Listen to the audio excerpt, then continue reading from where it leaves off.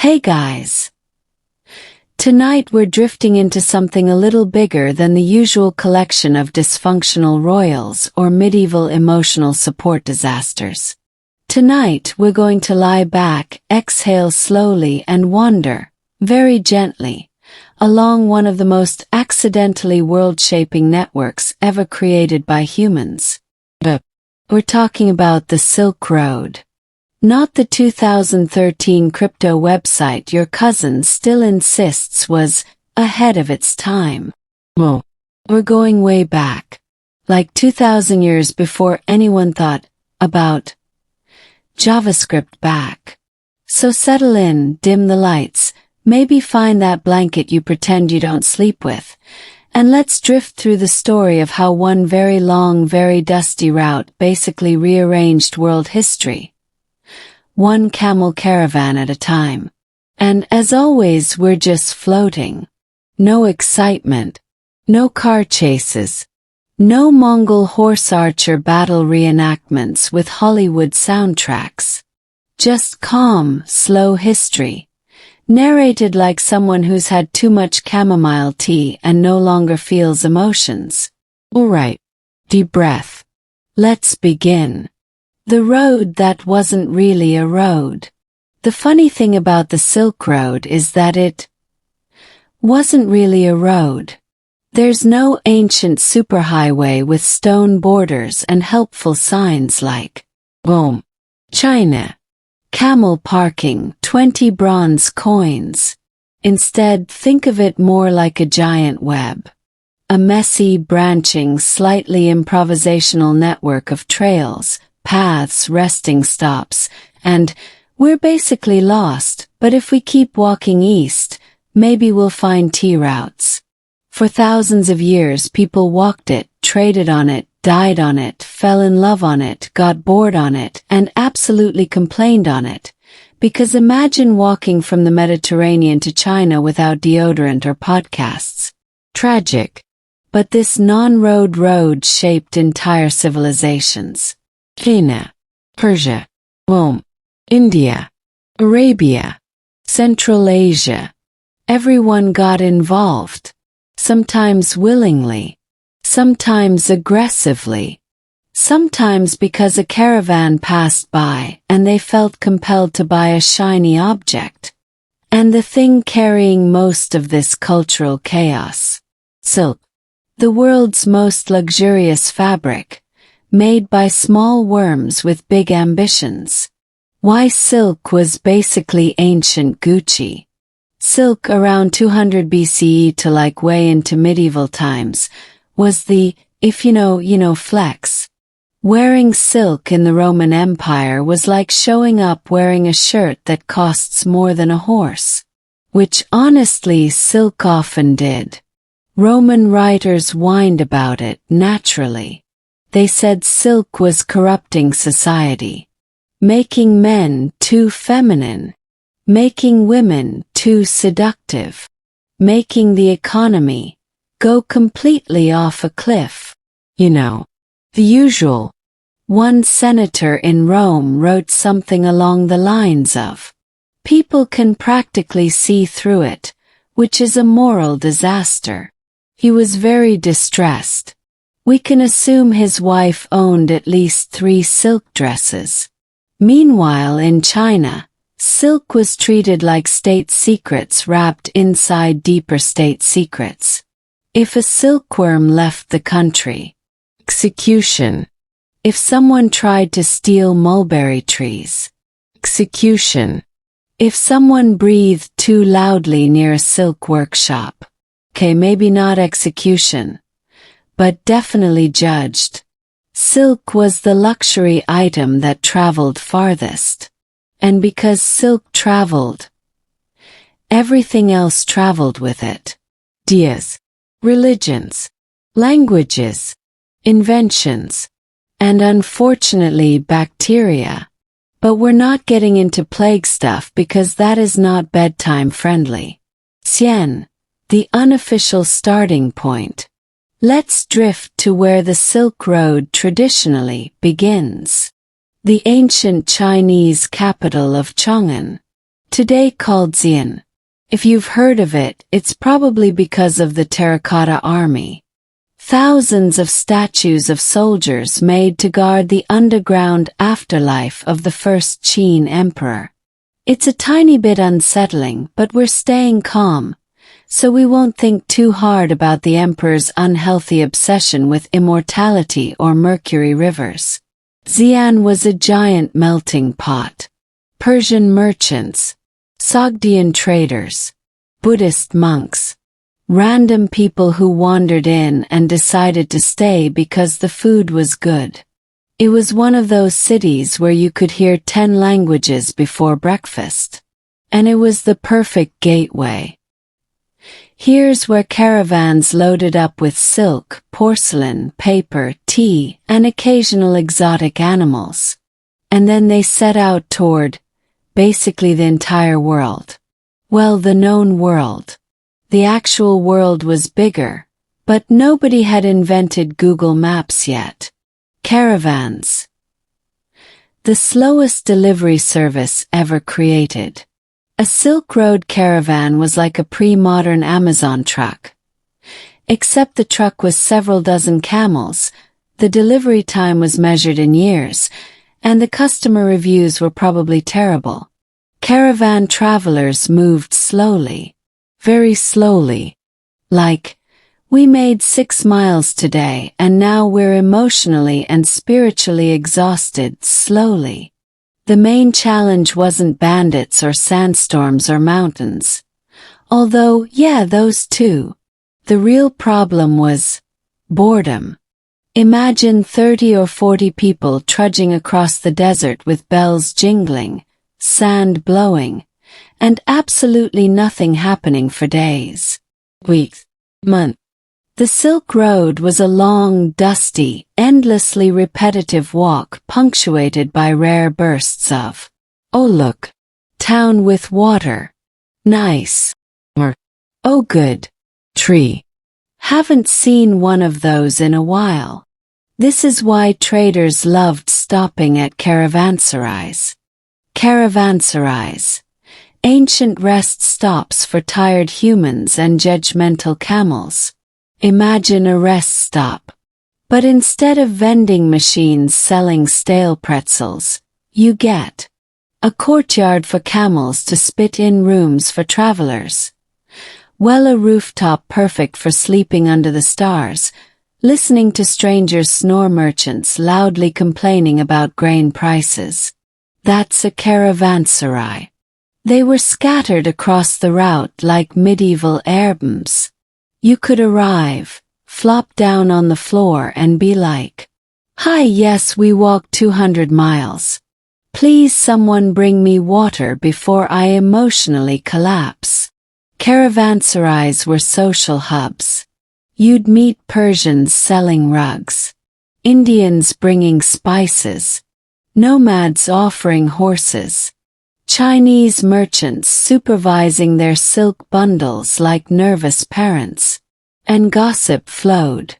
Oh, it flowed. Who married whom? Which emperor had died? Which kingdom was at war again?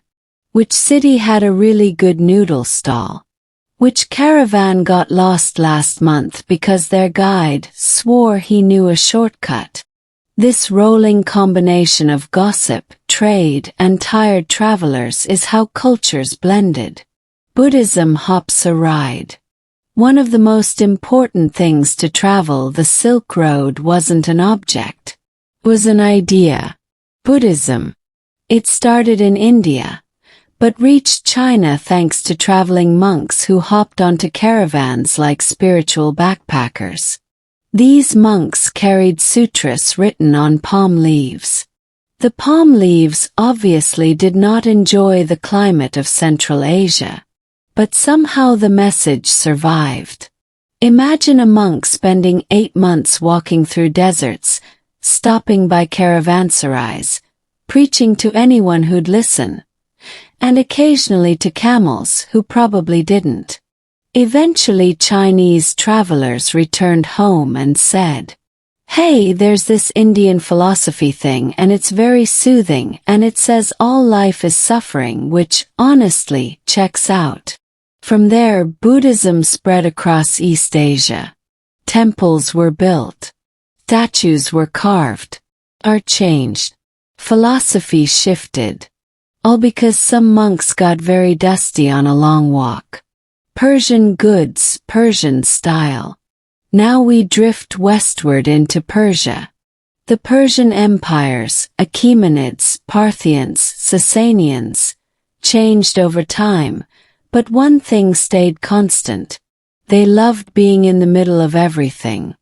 Persia was basically the Silk Road's toll booth. Everything passed through them. And they profited from all of it. Persian merchants sold saffron rugs, fine horses, silverwork, glassware, cosmetics, and items Romans pretended they didn't want, but absolutely did. Persian fashion even influenced China. Baggy pants. Very Persian. Riding boots. Also Persian. China looked at nomadic fashion and said, okay, practicality is kind of stylish. Meanwhile, Persia absorbed Chinese items like silk and porcelain and sent them onward. These exchanges reshaped both sides. And all it required was more walking. Rome. The silk-obsessed customer who pretended they weren't obsessed. Rome claimed to hate silk. They wrote long, dramatic moral essays about silk. They insisted it ruined their values. And yet, they practically bought silk in boatloads. Roman senators were out here like, I hate silk. It's destroying our society. Anyway, please ignore the fact that I'm wearing a silk toga that cost as much as a villa. Silk became a diplomatic gift. Status symbol. Political signal. Roman elites looked at silk and thought, ah yes, something wildly expensive. I'll take 10. Rome gave China something in return. Gold. Lots of it. China loved Roman gold coins. Roman officials freaked out because gold was leaving the empire too quickly. But the cravings continued. Rome also absorbed spices, perfumes, gemstones, glassware, and a general idea that the world was much bigger than they previously imagined. India. The cultural middle child with all the goods. India was less Silk Road region and more Silk Road buffet table. Everyone wanted Indian goods. Cotton textiles. Pepper. Cinnamon. Ivory. Elephants. Yes, actual elephants. Precious stones. Indian mathematicians, astronomers, and philosophers also exported ideas. Buddhism, as mentioned, traveled outward. Hindu imagery influenced art across Central Asia. Indian numerals eventually made their way into the Islamic world and then into Europe, replacing Roman numerals, which frankly were a tragedy to use for math. India didn't need to walk across the Silk Road. Everyone else walked to them. Central Asia, where everything mixed. Central Asia is the quiet hero of the Silk Road story. Sogdians, in particular, were the super merchants. They were like the FedEx of the ancient world. Caravans. They ran them. Trade. They dominated it. Languages. They knew several. Gossip. They probably invented half of it. Their cities, Samarkand, Bokhara, Merv, were vibrant cultural melting pots. If you stood in a Sogdian market around 500 CE, you'd hear languages from every direction. And you'd see goods from every continent they knew existed. Without Central Asia, the Silk Road wouldn't have functioned. Not even close. tea, paper, and gunpowder. The unintentional export trio. China unintentionally changed global history by sending out three things. Paper. Gunpowder. Tea traveled slowly at first, but eventually became the drink half the world would develop unhealthy emotional attachments to. Paper spread through the Islamic world and later into Europe. It replaced papyrus and parchment, transformed literacy, and made books cheaper. Though cheap is relative, still not something your average medieval farmer was buying. Gunpowder. Well, it changed warfare forever. But we're not stressing about that. We're pretending it just made fireworks. Very pretty fireworks. Ideas move faster than camels. One of the strange things about the Silk Road is that information traveled much faster than goods. A caravan might take 10 months to reach its destination. A rumor could get there in 3 weeks. Religions spread. Art styles spread. Technologies spread. Even diseases spread, though again bedtime story. We're skipping that chapter. The Silk Road was an ancient internet. Slow, dusty, camel-powered internet. Filled with merchants, pilgrims, priests, wanderers, explorers. People who definitely weren't explorers but absolutely lied about it later. And all these people shaped each other's worlds. A gentle drift toward the next part. The Silk Road didn't last forever. Empires fell. New routes opened. The oceans took over. Caravans dwindled. But the legacy stayed. Everything from your paper notebook, to your cup of tea, to your favorite fireworks, to your math system, to your clothing, in some way, was touched by those old, dusty, stubbornly plodding caravans. In the next part, we'll drift deeper into one of the great powers that reshaped the Silk Road entirely, sometimes intentionally, and sometimes by accident. But for now, let's float gently to the next chapter of this long, sleepy journey. Hey again, guys. Let's just ease ourselves back into this long, dusty walk across continents. If you're still awake after part 1, congratulations. If you fell asleep and are now hearing this in a half-dream state while drooling on your pillow, honestly, that's the goal. Tonight we're gently drifting into the middle stretch of the Silk Road, the land of mountains, deserts, empires, and the world's earliest version of a middle management problem. Because if the Silk Road is famous for anything besides camels and overpriced spices, it's Persia. And the Persians took middlemen to a whole new historical level. So exhale slowly, sip some tea if you've got it, and let's continue. Persia. The ancient toll booth nobody could ignore.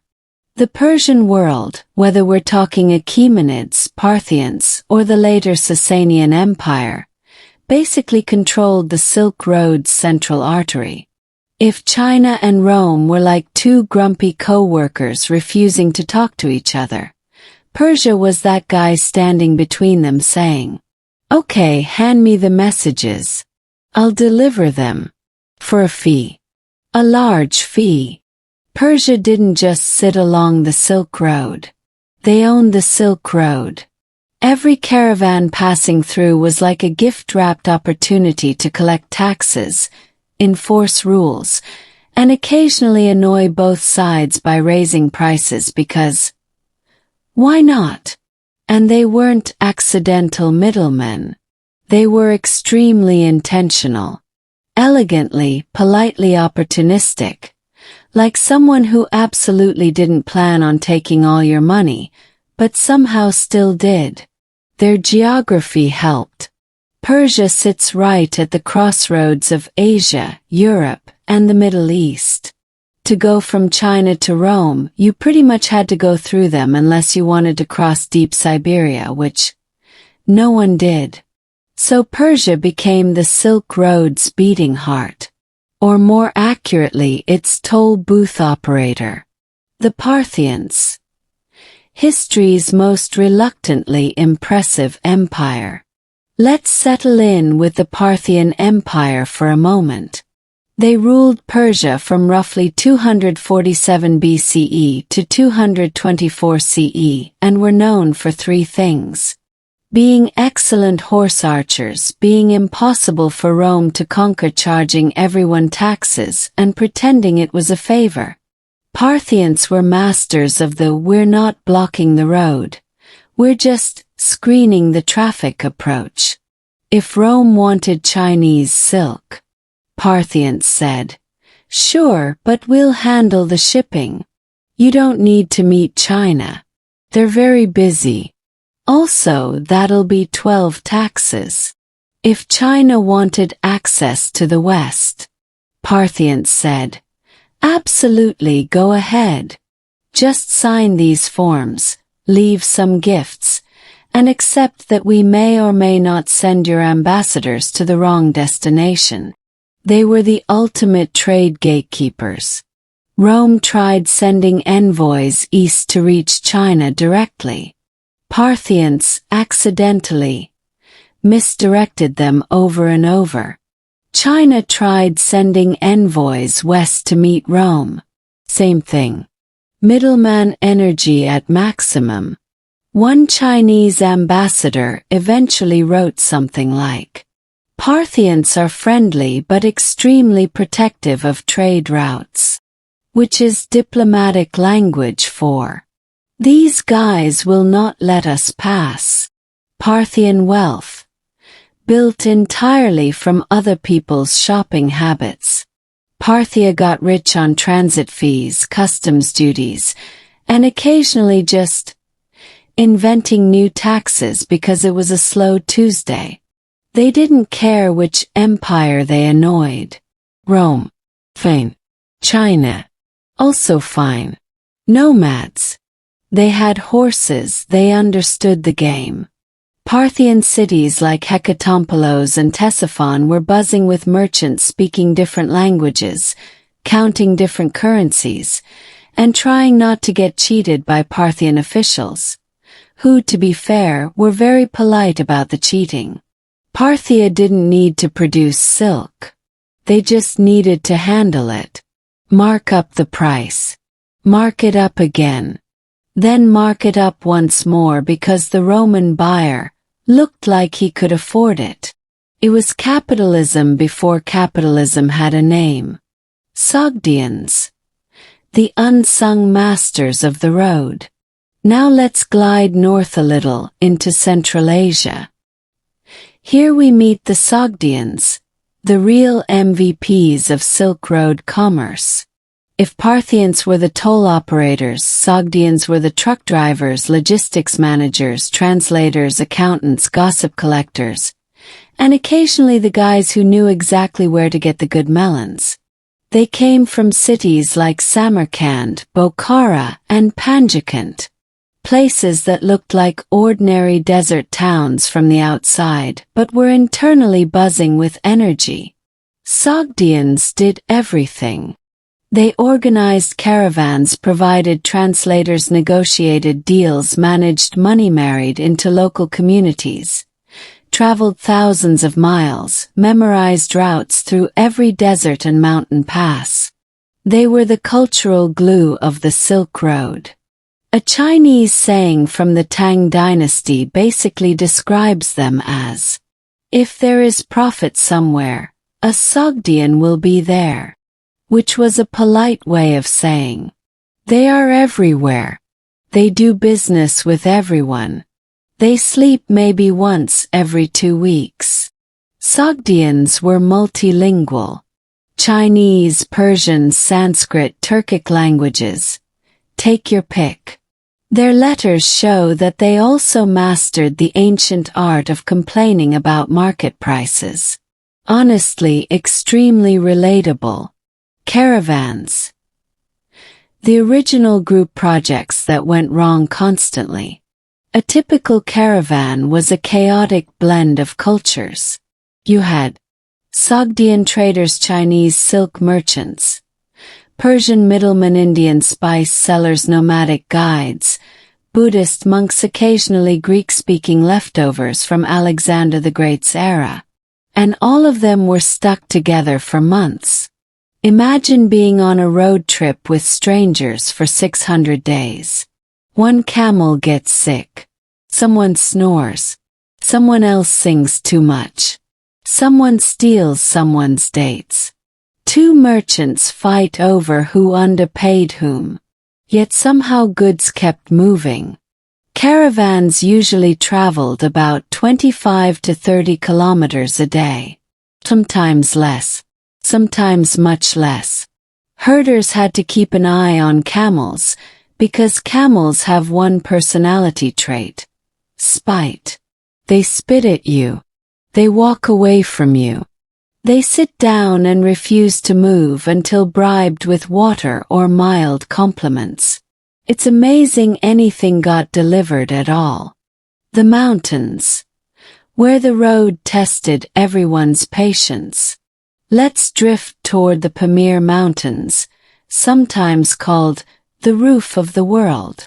These mountains were tall, cold, and extremely unimpressed with human ambition. Travelers recorded freezing winds, thin air, sudden storms, rock slides, and occasional moments of "why did we choose this career?" Pack animals struggled. People struggled. Everyone questioned life choices. But these passes were crucial. They connected Central Asia to India, China, and Persia. Along these mountains lived scattered groups. Some herders, some small-time traders, some people who just happened to be there and decided mountain life was simpler. They offered shelter, food, and local knowledge. Travel diaries describe stopping at high-altitude camps where yak butter tea was served, flatbread was eaten, people shared stories in languages the travelers barely understood. And at night you could hear nothing but wind over snow. The Silk Road wasn't glamorous. It was exhausting. But every traveler carried something new into the next place. Ideas, foods, ale, words, little bits of culture that kept moving, even if the merchants were ready to collapse. Kushan Empire. The unexpected cultural blender. Heading further south, we glide into the Kushan Empire, one of the most underrated Silk Road powers. They ruled parts of modern Afghanistan, Pakistan, and northern India. A place where Greek, Persian, Indian, and Central Asian cultures were all mashed together like some kind of ancient fusion dish. The Kushans did several things extremely well. They protected trade routes, built cities, minted gold coins with kings who looked like they'd been sculpted by someone who'd only heard descriptions of Greeks, encouraged Buddhism, welcomed merchants, created safe zones for travel. Their capital, Bactria, was a huge stopover point. Traders loved the Kushans. The Kushans loved traders. It was a very functional relationship, a rarity in ancient politics. Buddhist monks especially benefited. They traveled through Kushan territory, spreading texts and teachings. Stupas and monasteries flourished. Art from this region blended Greek sculpture with Buddhist themes. Seriously gorgeous stuff. If you've ever seen early statues of the Buddha that look like they belong on a Roman marble pedestal, that's Kushan or Gandharan influence. The Silk Road didn't just move objects, moved aesthetics, Persian fashion, Persian food, Persian attitude. Persians didn't just trade goods. They unintentionally exported vibes. Persian clothing, loose trousers, tunics, boots, spread everywhere. China copied some of it. Nomads adapted it. Rome adopted parts of it and then pretended they invented them. Persian cuisine traveled too. Foods spiced with saffron. Lamb dishes. Bread styles. New fruits. And methods of cooking that spread west into the Islamic world and then into Europe. Persian gardens, structured, symmetrical, filled with water channels, became the blueprint for paradise imagery in multiple religions. Even today, the word paradise comes from the Persian paradisa, meaning walled garden, all because merchants kept walking. Ideas flowing like soft desert wind. Religion flowed. Art flowed. Technology flowed. Languages flowed. One day a merchant from India complains about pepper prices in Central Asia. Next day a monk from China discovers a new meditation technique in Afghanistan. Next week a craftsman in Persia copies a design he saw on a Chinese lacquer bowl. Next year a Roman senator is angrily wearing silk while ranting about how immoral silk is. The Silk Road knitted the ancient world together. Gently, slowly, a few footsteps at a time. Part 3. How the Silk Road changed the world. Continuing the long, slow, gentle nighttime ramble. Alright, let's ease ourselves back into the story. Take a breath. Get comfortable. We're drifting further west now. Through deserts, over mountains, along caravan routes that smelled like camel wool, incense, and mild traveler regret. Last time, we wrapped up by staring across the plains toward a group of people who moved faster than anyone else, shot arrows better than everyone else, and had an impressive ability to make entire civilizations panic. So now, let's glide right into the Mongol Empire, the accidental kings of global networking. The Mongols, the world's most aggressive logistics company. The Mongols didn't mean to become the world's biggest trade facilitators. They just wanted horses, grass, and occasionally a new empire or 7. But once they built their giant step-to-sea megastructure, they unintentionally turned the Silk Road into something smoother, safer, and more unified than it had ever been. Imagine Amazon Prime. But with horses. And a customer service policy that was, let's say, extremely strict. Not that the Mongols were trying to make trade peaceful. They just didn't want anyone messing with their roads, or their merchants, or their tribute, or their tax income. And honestly, that's fair. The Pax Mongolica. When everything suddenly started working. Historians call it the Pax Mongolica, a gentle phrase that hides the fact that peace was achieved through, an alarming amount of conquering. But once that part settled, something remarkable happened. Caravans moved safely. Travelers actually survived. Markets flourished.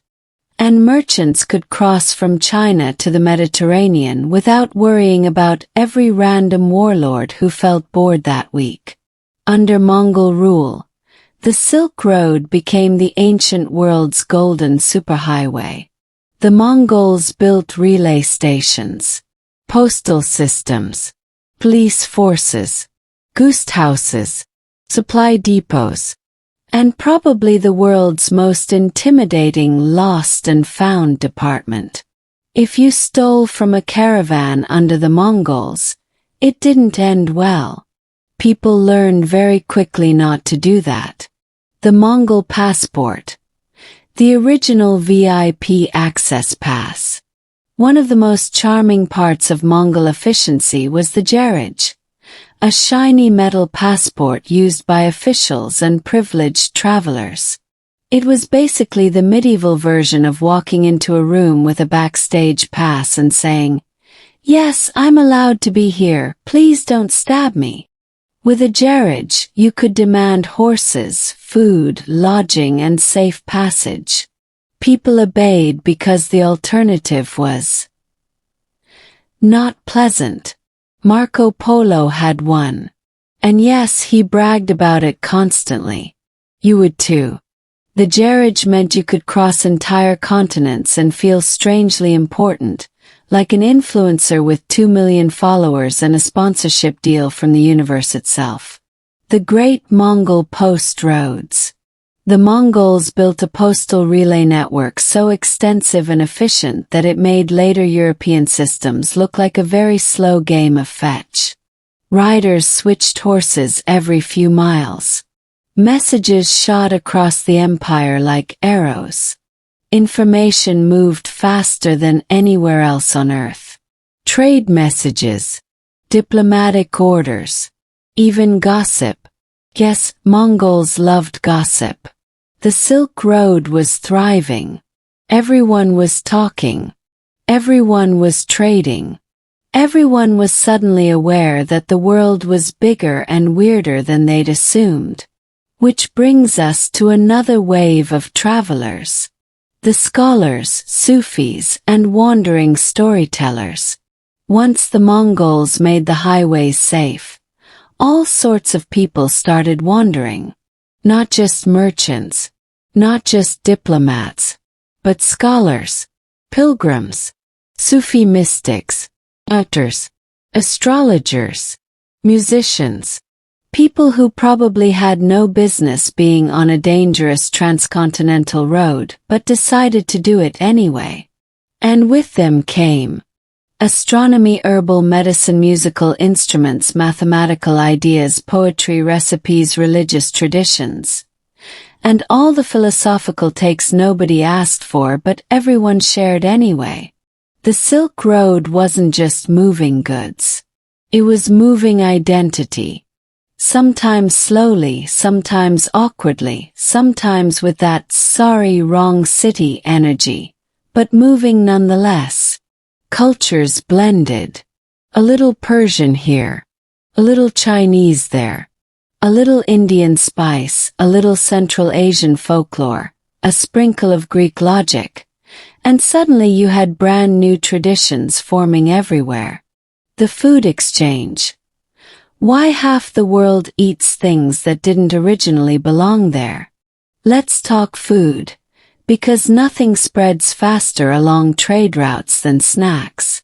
Thanks to the Silk Road. Peaches traveled from China to Persia, Persian pomegranates went to India, grapes traveled east, tea traveled west, noodles traveled everywhere, and caused an endless argument about who invented them.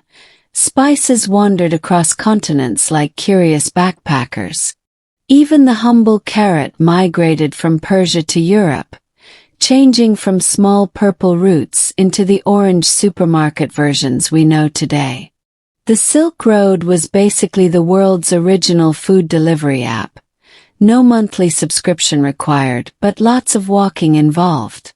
Art on the move. When painters stole ideas from everywhere. One of the quietest, sleepiest changes caused by the Silk Road was artistic cross-pollination. Persian miniature paintings suddenly featured Chinese clouds. Buddhist statues in Central Asia started looking vaguely Greek.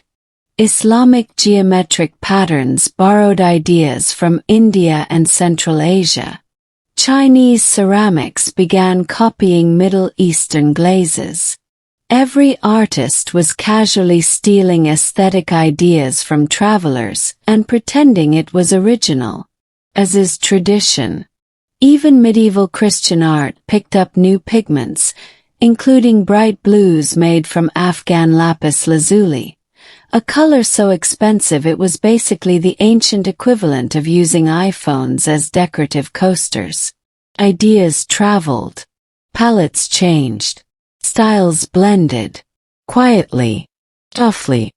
Like a brushstroke drifting across a silk scroll. Enter the European explorers who had no idea what they were doing. Eventually, news of distant Eastern riches drifted into Europe, usually exaggerated by someone who wanted attention. And European adventurers reacted with their usual calm and rational mindset. Just kidding. They panicked, packed bags, boarded leaky ships, and sailed off into unknown oceans like overconfident toddlers. Men like Marco Polo, who probably embellished everything, and later Iberian explorers, helped drag Europe into the world of long-distance trade. But before the oceans opened new routes, the Silk Road remained Europe's greatest source of luxury, curiosity, and occasional misinterpretations so wild they're charming. People believed India had valleys full of diamonds guarded by giant snakes. People believed China was ruled by sorcerers. People believed Japan was made of solid gold. And honestly, who was going to prove them wrong? This was the era before Google. You had to rely on some guy who said he knew a guy. The quiet decline. That wasn't really decline at all. Eventually, over the centuries, things shifted. Sea routes took over. Empires rose and fell. The Mongols faded. New powers emerged. Globalization rerouted itself. But the Silk Road didn't end. Just changed shape. Land routes continued. Cultures stayed blended. Food stayed exchanged. Ideas stayed global. And the world, without realizing it, remained permanently stitched together by threads first woven in those ancient caravan days. Which means, the Silk Road didn't vanish. Simply became everything. Part 4. How the Silk Road Changed the World. A slow, steady continuation. So, here we are again.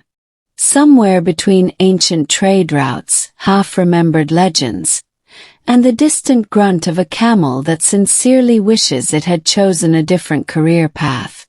We've walked through China. We've crossed mountains. We've met the Mongols, from a respectful distance. Now, let's float into one of the most overlooked, quietly powerful parts of the Silk Road's legacy. How it reshaped the world's religions, sciences, and everyday life, without ever meaning to. Because the Silk Road didn't just move silk, spices, and very tired merchants. It moved worldviews. And tonight we glide through them one by one. Religion on the road. Ideas that wandered more than their followers. Religion moves slower than goods.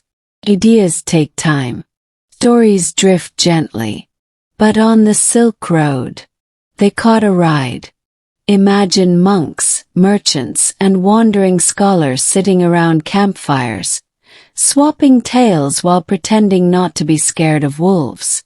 Tell me about your gods, someone says. And suddenly a new belief system is on the move. Let's stroll through a few of them.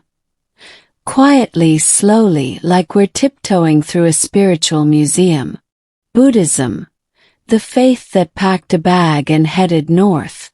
If you've ever seen those serene Buddha statues in China, Korea, or Japan, the calm, soft-faced ones with the gentle hand gestures, thank the Silk Road. Buddhism began in India.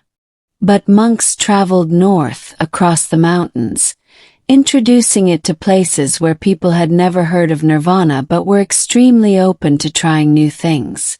China absorbed Buddhism like a sponge, then reshaped it, then blended it with local philosophies. By the time Buddhist ideas reached Japan, they were wearing a whole new outfit. Part Indian, part Persian, part Chinese, we made some artistic changes along the way. And somewhere out there, a tired monk was thinking, well, that was a long walk. Zoroastrianism, fire, purity, and one very dedicated priesthood. Persian traders carried Zoroastrian ideas eastward, quietly, consistently, like a slow-burning lantern in the dark. They didn't spread dramatically. They didn't convert kingdoms overnight. They just drifted. Little influences crept into Central Asia and Western China. Fire rituals, purity traditions, cosmological ideas, a very poetic battle between good and evil. The Silk Road didn't create new religions, but it let them share notes like friendly students sitting near each other in class. Christianity. The quiet, early eastward journey no one talks about. Before Christianity became a massive European force, it quietly slipped east along the Silk Road. By the 600s, Jesus was known in parts of China, mostly through Nestorian Christians who were really great at traveling and surprisingly chill about cultural blending. They set up churches. They translated scriptures.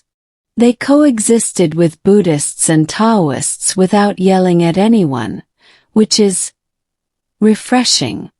Ancient Christian gravestones still sit in the deserts of China, half forgotten, softly blending crosses with lotus flowers. A spiritual hybrid of East and West, born on a trade route. Islam.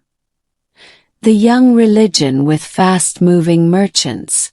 Islam spread along the Silk Road rapidly, but peacefully, thanks to Muslim traders who were excellent at bargaining, hospitality, starting conversations, and building gorgeous mosques in the middle of nowhere. Their influence appeared in Central Asian cities like Samarkand and Kashgar, where domes rose, calligraphy flowed, and blue tiles sparkled like they were competing with the sky. Islam didn't spread by conquest here. Spread by commerce, by trust, by the simple act of being reliable business partners. A surprising truth. Trade does more missionary work than missionaries. And so, the Silk Road became the world's biggest interfaith cafeteria. Every religion wandered a bit. Everyone adjusted their ideas after meeting strangers. There were no dramatic conversions. No sudden plot twists. Just gentle exchanges spread over centuries, by people politely trying not to freeze to death. It's oddly soothing.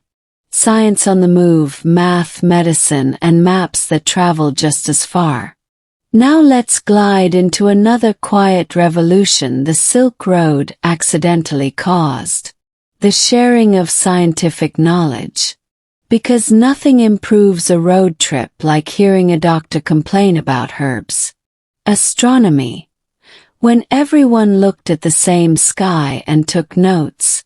Persians charted the stars. Chinese astronomers documented comets with terrifying precision. Indian astronomers calculated planetary motions with degrees of accuracy that would make a modern mathematician raise an eyebrow. Then the Silk Road linked all of them. Suddenly, Chinese star charts appeared in Persian manuscripts, Indian planetary tables influenced Islamic astronomy, Muslim astrolabes ended up in Europe, and Europeans said, "Great idea! We'll pretend we invented this." Classic. Astronomy became global long before anyone sailed across oceans. Medicine, herbs, remedies, and the eternal search for a cure that actually worked. Medical knowledge was the gossip of the ancient world. Everyone shared it. Everyone questioned it. Everyone pretended they had the best recipe for treating headaches. Thanks to the Silk Road, Chinese acupuncture traveled west, Persian hospitals inspired new medical centers, Indian Ayurvedic herbs drifted across Asia, Greek anatomy texts found new audiences, and herbal knowledge spread like wildfire. Did the treatments always work? No. But the enthusiasm was impressive. Mathematics. The universal language that moved without saying a word. Indian mathematicians invented the numeral 0. Arab scholars carried it west. Persians refined algebra. Central Asian scholars added their own insights. Europe eventually received all of this through traders. And then Europeans said, "Nice. We will now call these Arabic numerals." Mathematicians everywhere rolled their eyes. Technology that traveled. The little things that changed everything. Some inventions moved quietly along the Silk Road and subtly reshaped the world. Let's float through a few of them. Paper. The single most important thing to ever be accidentally shared. China invented paper, kept it a secret, guarded it fiercely, until some papermakers were captured in Central Asia.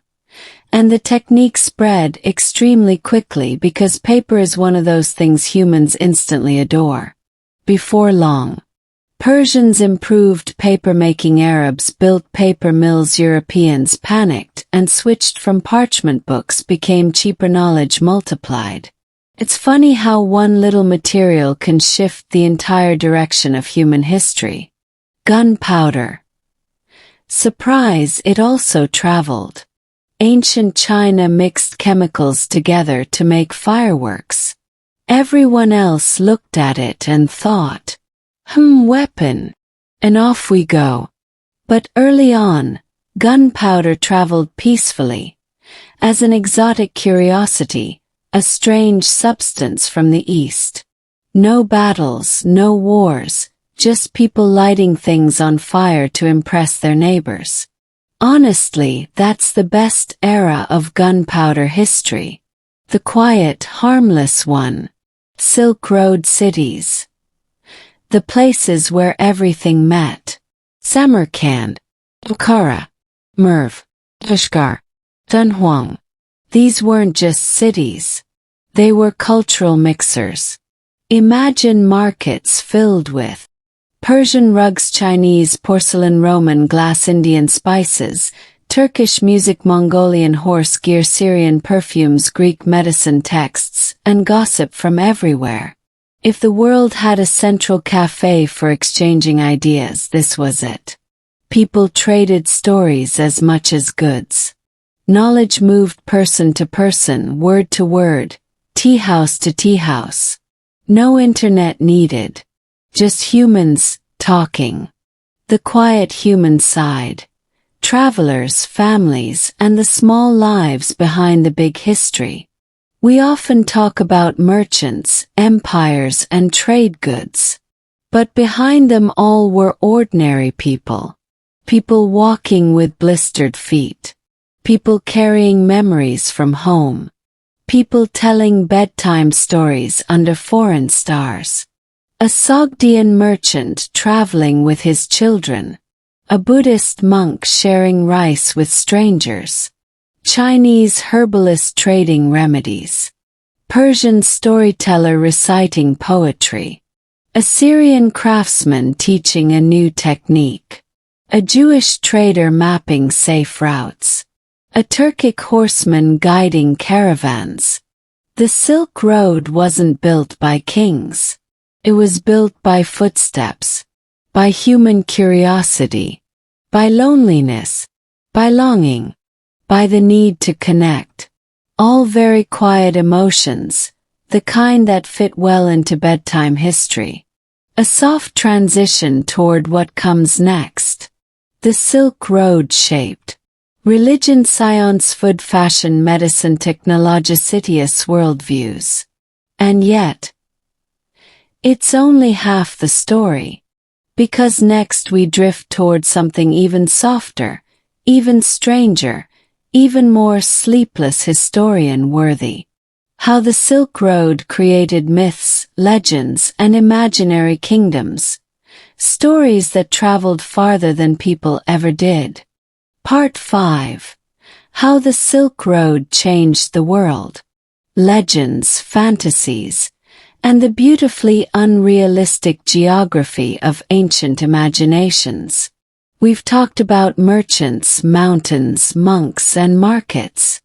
But the Silk Road didn't just move goods and ideas. It moved stories. And not the historically accurate kind your teacher liked. No, the Silk Road spread myths that got bigger, stranger, and more dramatic with every retelling. The kind of tales told around campfires by exhausted travelers who had seen too much desert and not enough sleep. The kind where someone says, "I swear my cousin's friend saw this," and suddenly it becomes a known fact. Tonight we float into those stories. The Silk Road's imaginary kingdoms, mysterious people, and places that never existed but shaped world history anyway. Because nothing travels faster than gossip. Except maybe a rumor about lost gold. The Kingdom of Prester John. The medieval group chat's favorite lie. Let's start with everyone's favorite imaginary king. Prester John. This mythical ruler was supposed to rule a massive Christian paradise somewhere far, far east. Or south. Or maybe north. Honestly, no one knew. But no one let that stop them. The story went like this. Prester John was rich. Prester John was peaceful. Prester John had infinite gold. Prester John's kingdom had no crime, no war, and no annoying neighbors. Prester John also apparently had magical fountains, strange beasts, and one incredibly impressive resume. Basically, Europeans invented the medieval equivalent of my girlfriend who goes to another school. But here's the fun part. The Silk Road kept feeding the myth. Traders came back from Asia with vague descriptions of unfamiliar lands. They met Buddhists, Hindus, Muslims, and Nestorian Christians, and Europeans lumped all this into the mysterious East, decided it must be Prester John's neighborhood, and rolled with it. Letters supposedly written by Prester John circulated across Europe. People believed them. People copied them. People quoted them in sermons. All fake, of course, but extremely entertaining. And because the Silk Road kept bringing strange news home, Europeans stayed convinced he was out there. Somewhere. Probably waving. The land of the gold-digging ants. Because why not? Herodotus, the Greek historian famous for being extremely dramatic, once said there were giant ants in the east that dug up gold while burrowing. Gold-digging ants. Large ones. Aggressive ones. The Greeks loved this story. So did Roman merchants. So did medieval travelers who told it like it was completely normal. Somewhere along the Silk Road, actual mountain marmots that kicked up gold dust became ants the size of foxes. Because exaggeration is the world's oldest storytelling tradition. Did it stop anyone from telling the story for 1,500 years? No. It actually got more detailed over time. Even Marco Polo insisted it was true, which tells you how seriously he fact-checked things. Gog and Magog. The monsters everyone was weirdly afraid of. The Silk Road helped spread tales of Gog and Magog, monstrous tribes said to be trapped behind a giant wall somewhere far in Central Asia. Some said Alexander the Great built the wall. Some said heaven built it. Some said it was in China. Some said it was in the Caucasus. Everyone disagreed. Everyone was terrified anyway. Travelers returned from Asia describing strange languages, unusual clothing, or nomadic tribes riding horses really fast. And Europeans immediately went, Gog and Magog. Obviously. It's always comforting when geography is handled with this level of confidence. The paradise of Shambhala. A kingdom you couldn't find even with a GPS. Let's float east for a moment, toward Tibetan legends. Shambhala was said to be a hidden kingdom filled with enlightened beings, impossible peace, perfect wisdom, and probably a very relaxed massage culture.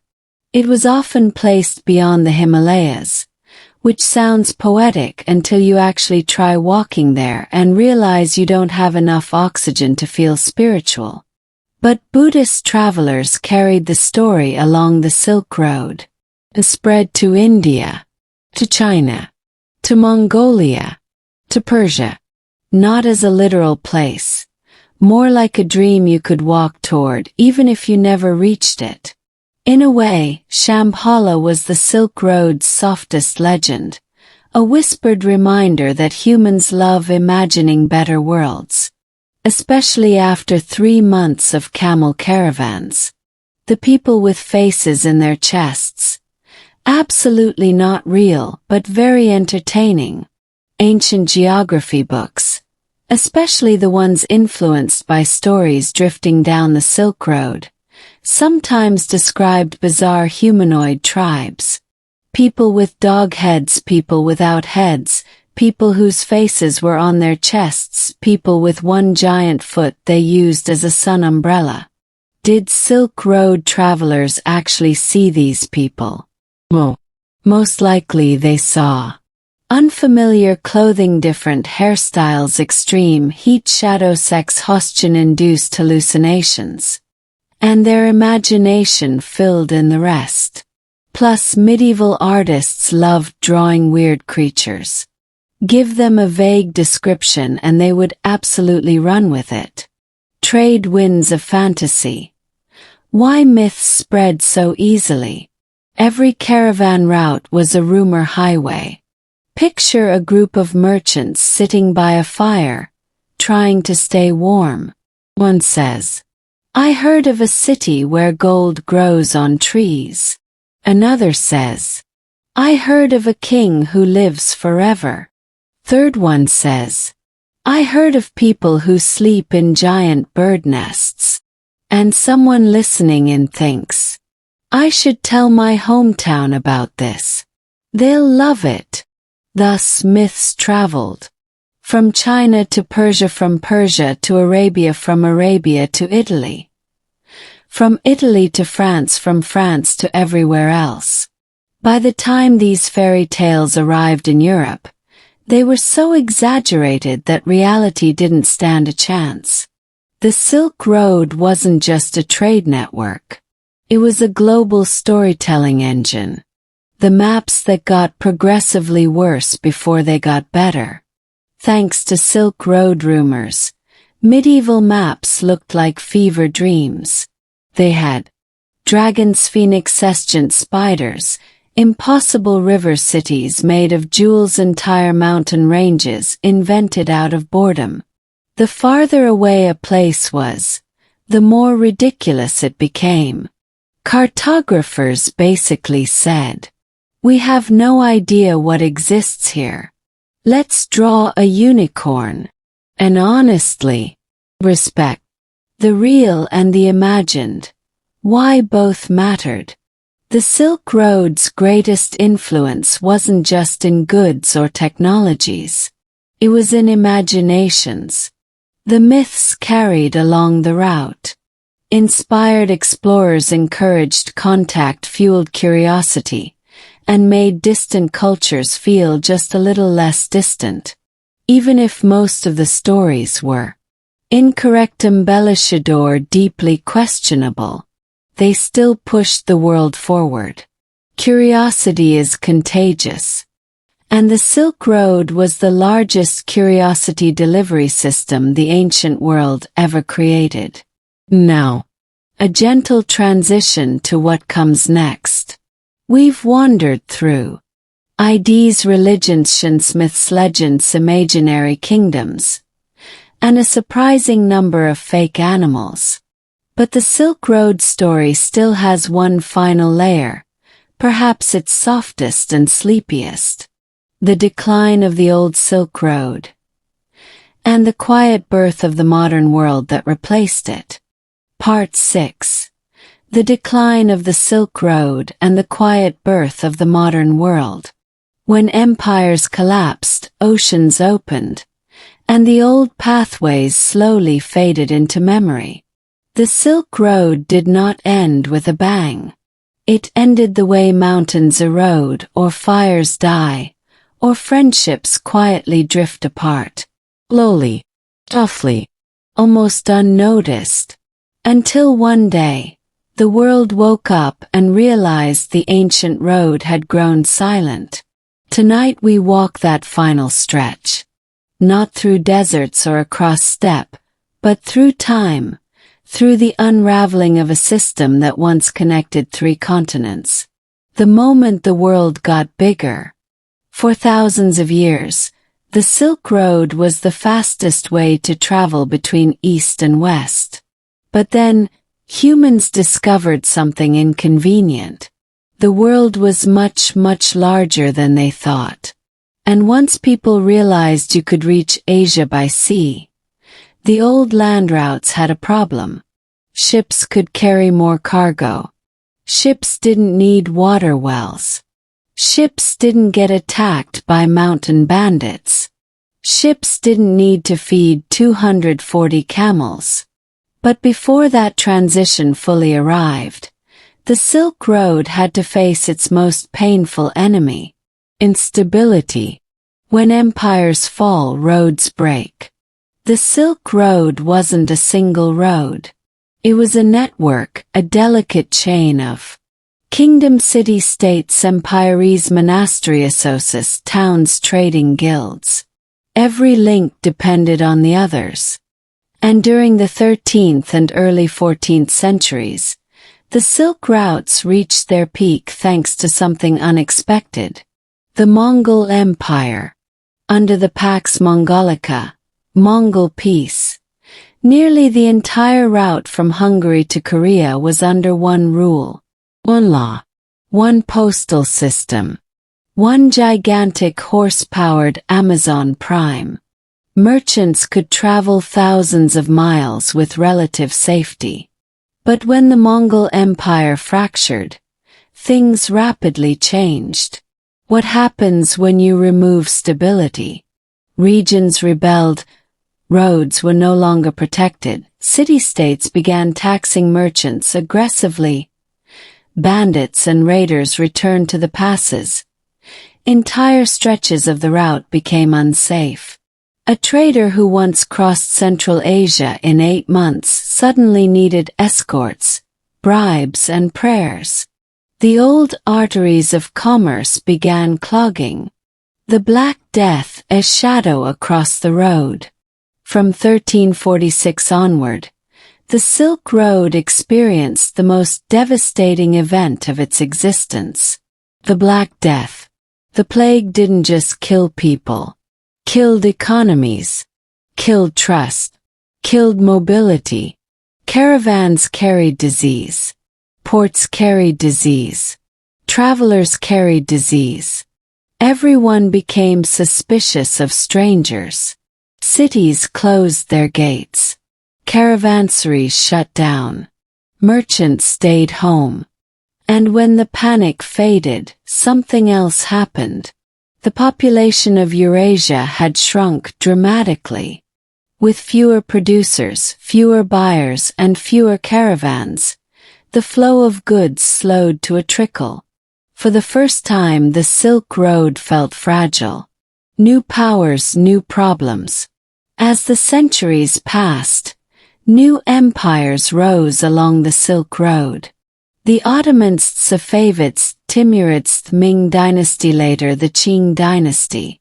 Some of these powers encouraged trade. Others restricted it. Most were inconsistent. The Ottomans, for example, controlled key overland routes into Europe. European states, especially Venice, Portugal, and eventually Spain, did not enjoy being dependent on Ottoman tariffs. So European kings began funding a new dream: find a way to Asia without touching the Silk Road. This dream would change history. The turning point. The Age of Exploration. When Vasco da Gama sailed around Africa and reached India in 1498, it was like someone had switched off the main electricity line of Eurasia. Suddenly, Portuguese ships could carry more cargo than 1,000 camels. Spice prices dropped in Europe. Italian middlemen were removed. Asian goods could reach Europe faster and cheaper. Merchants didn't have to cross deserts or negotiate with nomadic tribes. And just like that, the old land route started dimming. Not instantly, but inevitably, like lamps burning their final oil. The Silk Road, once the superhighway of the world, became a nostalgic footpath. Meanwhile, in China, the walls were going up. China played a major role in the Silk Road's decline, not out of malice but out of shifting priorities. During the Ming Dynasty, China strengthened the Great Wall, restricted foreign merchants, limited private trade, pulled back from maritime expeditions after Zhang He's voyages. The Ming emperors didn't trust foreign influence. They saw merchants as troublemakers. And to be fair, merchants were indeed excellent at stirring trouble. Over time, China gradually withdrew from the cosmopolitan Silk Road economy. And without China's full participation, the eastern half of the route weakened. Central Asia's quiet desertion. Central Asia, once the beating heart of the Silk Road, transformed dramatically. Caravan cities like Samarkand, Bokhara, Kashgar, Merv, Balkh, Duanhuang had been rich for 1,500 years. But when merchants stopped coming, these cities shrank, emptied, crumbled, stagnated. Many never recovered. The deserts reclaimed their streets. The oases fell silent. The minarets and monasteries slowly faded into ruins. The region became isolated, inward, and forgotten, until Russia's arrival centuries later. Yet the Silk Road never truly died. That's the most beautiful part of the story. The roads became quiet, yes. But the ideas they carried, the religions, the technologies, the stories, the foods, those never faded. Even in decline, the Silk Road continued shaping the world. Think about it. Paper revolutionized Europe. Gunpowder changed warfare forever. Buddhism transformed East Asia. Islam spread across Central Asia. Mathematics, astronomy, and medicine circulated freely. Art styles blended. Languages absorbed foreign words. Myths traveled continents. Even after the caravans disappeared, their influence remained stitched into every corner of the modern world. Every compass, every book, every gun, every bowl of noodles eaten outside China, every religion shaped by contact with others. These are the echoes of the Silk Road. The 19th century. The Great Game and the bones of the old road. By the 1800s, something interesting happened. Europe rediscovered Central Asia. British and Russian explorers, spies, scholars, adventurers roamed the old Silk Road, searching for lost cities buried in sand. They found ruined watchtowers, broken monasteries, faded murals, forgotten scripts, abandoned caravanserais, entire cities swallowed by the desert. The world was amazed. The Silk Road became romantic again. A legend, a ghost, a memory worth chasing. And even though the road was no longer a trade route, it had become something equally powerful. Symbol, story, a myth reborn. The modern Silk Roads. In the last 30 years, something unusual happened. The Silk Road began returning, not as a road but as an idea.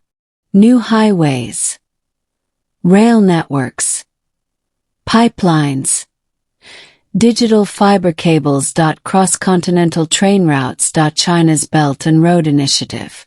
Cities like Urumqi, Samarkand, and Kashgar are reawakening. Trains now run from China to Europe in under 20 days. Goods move again. People move again. The Silk Road of today is different. Industrial, fast, metallic. But the concept is the same. Connect the world. The old desert trails may be quiet, but the dream they carried continues. The Silk Road's most human legacy. After 6 chapters, hundreds of names and thousands of miles. Here is the simplest truth. The Silk Road mattered because humans are curious. We want to know what lies beyond the hills. We want to taste new flavors. We want to hear new stories. We want to share ideas. And no wall, no empire, no desert has ever stopped that. The Silk Road was the world's first great experiment in globalization. Messy, beautiful, chaotic, dangerous, and transformative. Its decline wasn't a failure. It was a transition, a handoff. The world changed shape, and the Silk Road simply stepped aside, having done its job. Closing the journey. Tonight, as we finish this long script, imagine the road one last time. A line across a silent desert. Camel bells echoing in the cold night. A lantern flickering outside a caravanserai. A traveler whispering a story from one world to another. Then the wind erases their footprints, but not their impact. And that is the magic of the Silk Road. It never truly disappears.